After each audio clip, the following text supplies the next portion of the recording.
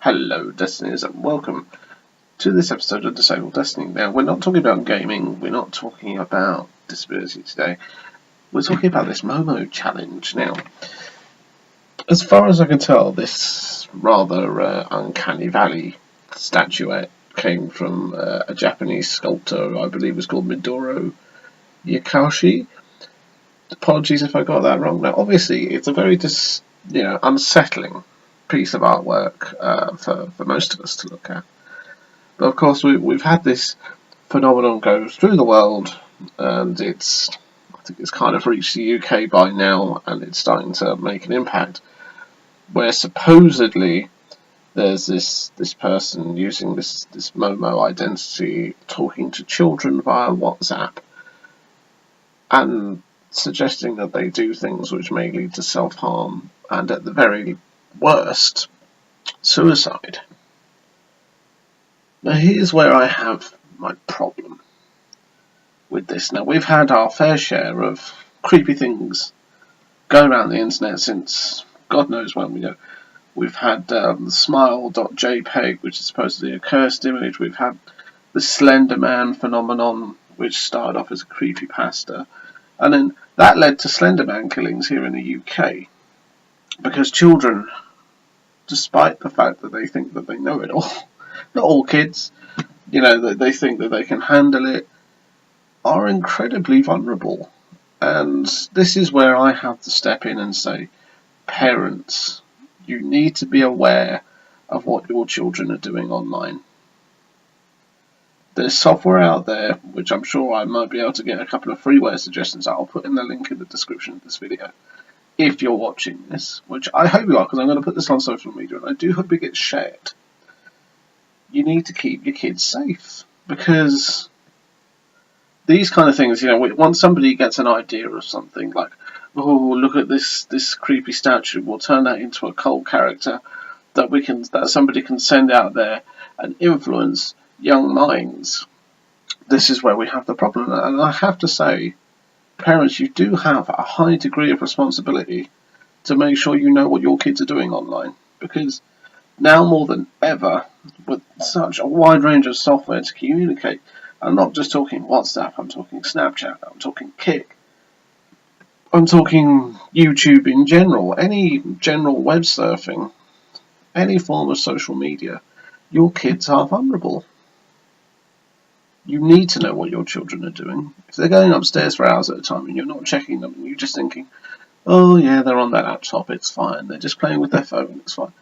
No, it's not. You need to say, okay, son, daughter, give me your laptop, give me your phone, I want to see what you're up to. And if there's any doubt, you revoke those things. Things like laptops and mobile phones are a privilege.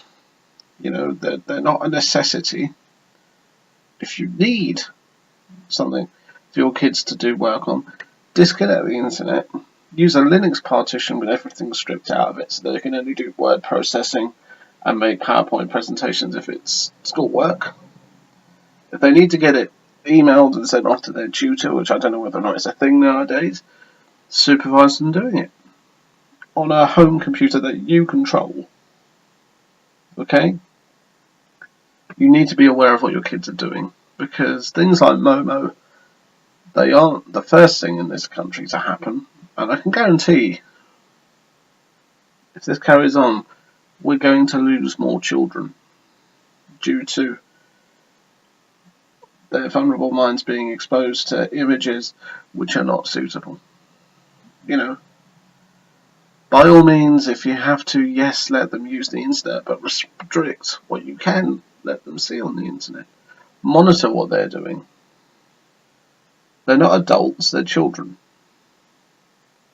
I don't know whether or not I'm sounding like I'm on my high horse here, but it's important. This needs to be addressed. I don't have kids myself, okay, so I can't talk as a parent, but to me it seems like common sense.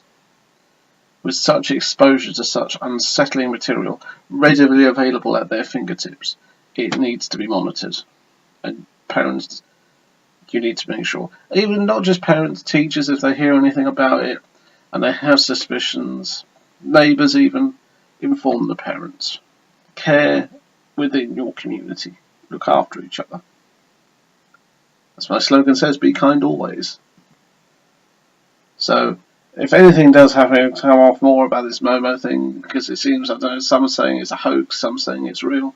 If there's anything substantial to this, let alone anything unsettling, take it away from your children. Protect your children, safeguard them. Okay, yeah, we all know we have the electronic nanny, we have the TV, we have laptops. But if you can just spend 10 minutes of your day just saying, hi son, hello daughter, niece, nephew, whatever. Say, how have you been? Okay, well show me what you've been up to. Let's have a look. You know, and try and encourage them from stuff away from online activity.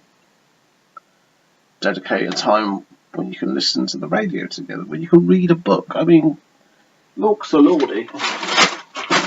I may be 31 years old, but I still got a copy of The Lion, the Witch and the Wardrobe the other day because I love this book. Yeah, if I had a little kid, 6, 7, 8, no matter how old, came into reading something wholesome. I'd love to sit down with kids in the future and read them this.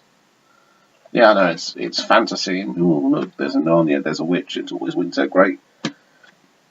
Just try your best. So my outgoing thing to this day is, parents, do you know what your kids are doing on the internet? If not, you need to start looking into it. Momo, this whole Momo thing, it's just a statue from Japan, made by an artist with an extraordinary imagination. But look after your children. So I'm going to leave it there. And as always, be kind to each other, and I'll see you in the next one. Take care, everybody.